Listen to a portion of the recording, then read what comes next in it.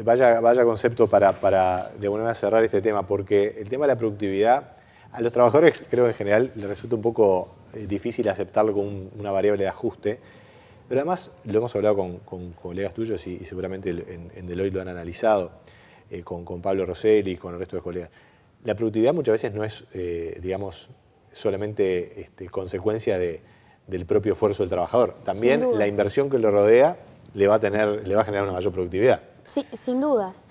Justamente las decisiones de inversión que realizan muchas veces los empresarios tienen como objetivo lograr incrementos de la productividad de los trabajadores y en ese sentido también, por lo tanto, digamos, la retribución a esas inversiones deberían verse reflejadas también. Claro, como que compite, bueno, el empresario dice, bueno, yo voy a invertir, pero necesito primero un retorno de la inversión antes que luego retribuir la productividad. Antes que retribuir la productividad al empleado. También obviamente que es legítimo para el trabajador, bueno, a la medida que genera un mayor producto por su esfuerzo de trabajo, captar al menos parte de eso.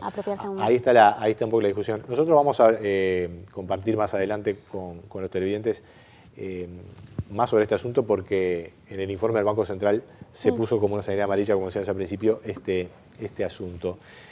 Florencia, muy interesante todo lo que surge de la encuesta, un escenario muy firme sin duda, ¿verdad? Y como se ha dicho incluso desde voceros del gobierno y de los empresarios también, son los problemas lindos de tener, bueno, dificultades para conseguir gente, porque el crecimiento viene bastante firme y con una proyección de mediano plazo interesante. Ahora, en la coyuntura hay algunas cosas que siguen con luces amarillas, el tema de la inflación, y en los últimos días ha surgido el dato fiscal, que nominalmente bajó el déficit al 0,9, pero si se hacen algunas correcciones, lo que se ve es que en realidad viene subiendo el déficit. Estaba cerca de 1, se fue a 1,4 y en el dato a marzo da 1,6, si se excluyen los efectos de feriados que a veces distorsionan los datos. Y el Poder Ejecutivo tiene allí un dilema porque está resignando un poco de déficit fiscal para no aumentar las tarifas. ¿Cómo lo ven eso? Sí, sin dudas que allí hemos estado viendo, digamos, una creciente tensión entre lo que es el objetivo fiscal, el objetivo de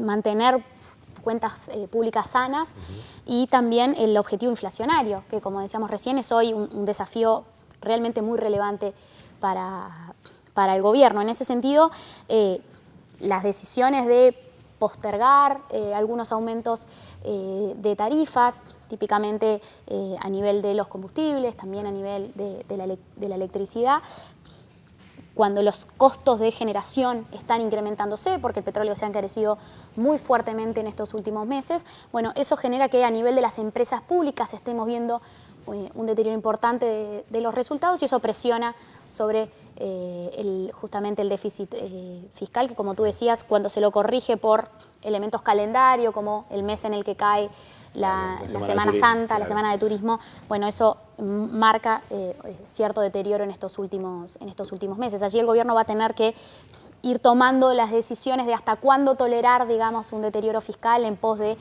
soportar u operar a partir de allí de las tarifas públicas en el control de la inflación.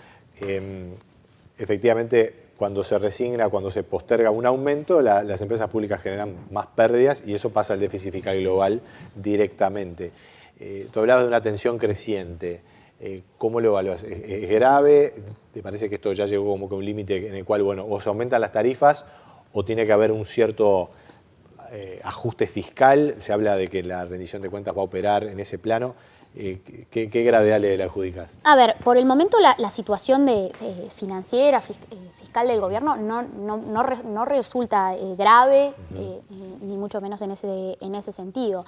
De todas maneras, sí nos parece bien relevante que la rendición de cuentas, como tú decías, marque cautela a la hora de aprobar los gastos de este próximo año. La economía está creciendo más de lo que se pensaba quizás al momento de realizar el presupuesto, pero de todas maneras no sería deseable que el gasto se incremente más de lo que se había pensado en su momento y más bien sería positivo que incluso para no solo mejorar las cuentas públicas, sino también para el combate a la inflación, el gasto público muestre una moderación en estos próximos años, que la política fiscal empiece a mostrar un rol más contracíclico que se le ha demandado tantas veces por parte de los analistas económicos, pero también de la oposición a nivel político. La política fiscal debería contribuir también al combate a la inflación a partir de un rol más contractivo para que no todo el esfuerzo recaiga sobre una política monetaria que se hace necesario que se siga endureciendo, pero que bueno, si el endurecimiento es no necesariamente mucho más fuerte, bueno, el impacto en el tipo de cambio también va a ser más importante. De allí que es importante que todas las políticas contribuyan a este desafío de controlar la inflación que tiene el gobierno por delante. Una última pregunta. Hay una meta de inflación que está difícil para cumplir, pero también hay una proyección fiscal. No es una meta, es una proyección. Es una proyección. Es una proyección para cuando se hizo el presupuesto del un 1% del déficit fiscal. Ahora estamos en 1,6, 1,4. ¿Se pueden cumplir las dos o alguna de las dos fallar? Bueno, vamos a tener que ver qué sucede en las mediciones de los próximos meses. El gasto en alguna medida se ha moderado también en estos últimos meses y eso es una buena señal. Vamos a ver también qué sucede con la rendición de cuentas, como tú decías antes.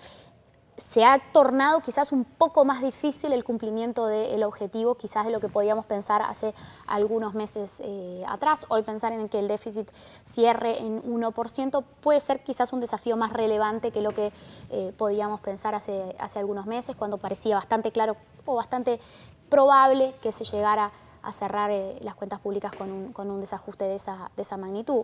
Hoy quizás el desafío es más importante en ese sentido. Todavía es difícil descartarlo, pero bueno, empiezan a haber dudas más certeras, más profundas. Claro. En ese sentido. Faltan muchos meses todavía, pero bueno, habrá que seguirlo y seguramente ustedes lo van a estar haciendo en el trabajo.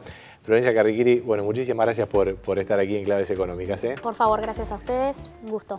La gerenta del Departamento de Economía de Deloitte, ya seguimos.